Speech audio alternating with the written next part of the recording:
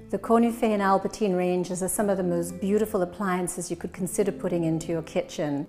The selection of colors and trim, well, it's just like having jewelry in the kitchen. But for me, it's all about the cooking.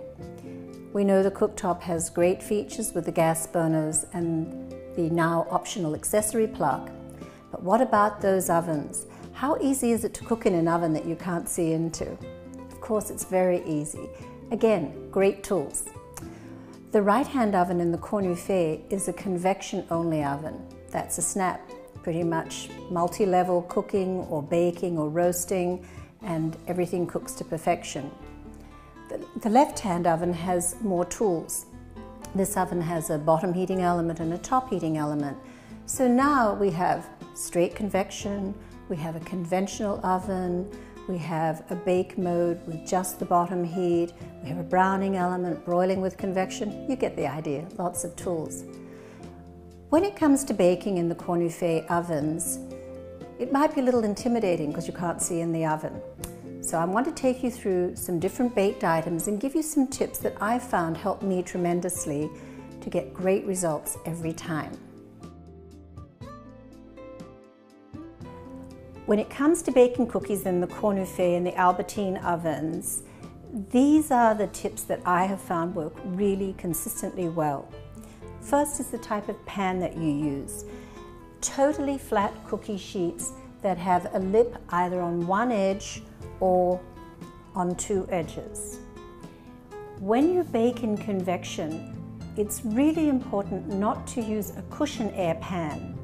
You don't need any more air, there's already plenty circulating around the oven. Now remember, convection is a strong driving heat and it's forcing the air around the oven in a circular pattern. So it's vital that you reduce your recipe temperatures by 25 degrees.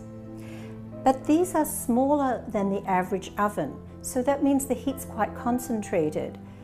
I find that sometimes a tad under 325 is good, or even a little less time. Not every oven is the same, yet we're all trying to cook one recipe and achieve the same results. We obviously need to fine-tune for the tools we're cooking with. So convection is a great choice for cooking multiple racks of cookies or items like scones, because this is what the bakeries use to cook multiple racks at one time. If you don't have totally flat cookie sheets, you can also use a rimmed baking sheet. Now, you'll have to test which ones work best. This is a gold touch pan from Williams-Sonoma, and we love it because you can see it slides directly into the tray slides. You can use this type of tray for things like scones, certainly for roasting vegetables and doing regular cooking. But for cookies, we find the perfectly flat sheets give it some more even results. Remember, if your baked items are uneven, in other words, a dark ring on the edge, not cooked in the center, the temperature was too high, you need to bring it down just a tad more. When it comes to cooking muffins, you can use either the convection mode or regular bake. Now remember, in convection, recipe temperatures will come down by 25 degrees. But because these ovens are small and the heat is concentrated, you may also find with regular bake that you need to moderate the temperature just a tad, but definitely the time. I cooked these muffins in the recipe time and temperature on regular bake, and they got just a little bit sunburned. Whereas the muffins I cooked in convection are just perfect.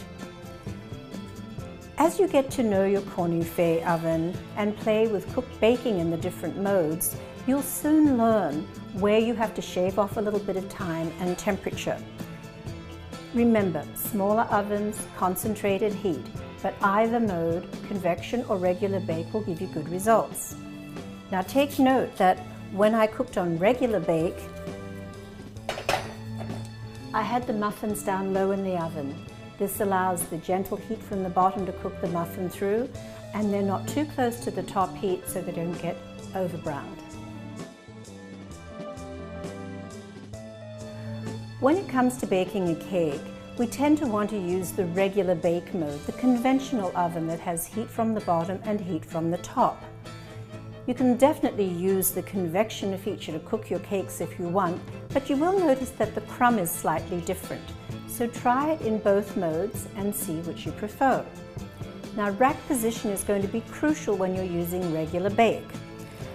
I baked this cake on rack position 2. So that's one position up. And I had it on the drop-down rack, the rack that drops down about 1 inch, because I was trying to get it away from the top heat. Now, the recipe time said cook for 25 to 30 minutes at 350 in regular bake. I baked my cake for 20 minutes and it got awfully sunburned. So what did I learn from this? That next time I'm going to bake this cake, I might drop the recipe temperature by 5 degrees, and also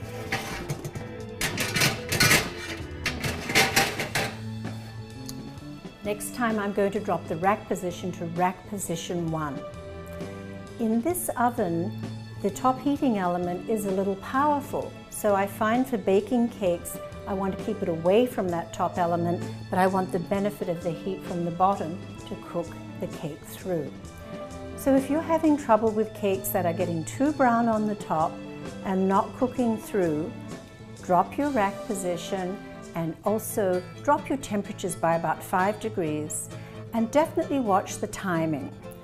If a recipe says for 30 to 35 minutes, set the timer for 20 minutes and take a reading with a tester then to see exactly the degree of doneness. That way you won't have to make whipped cream to disguise your mistakes.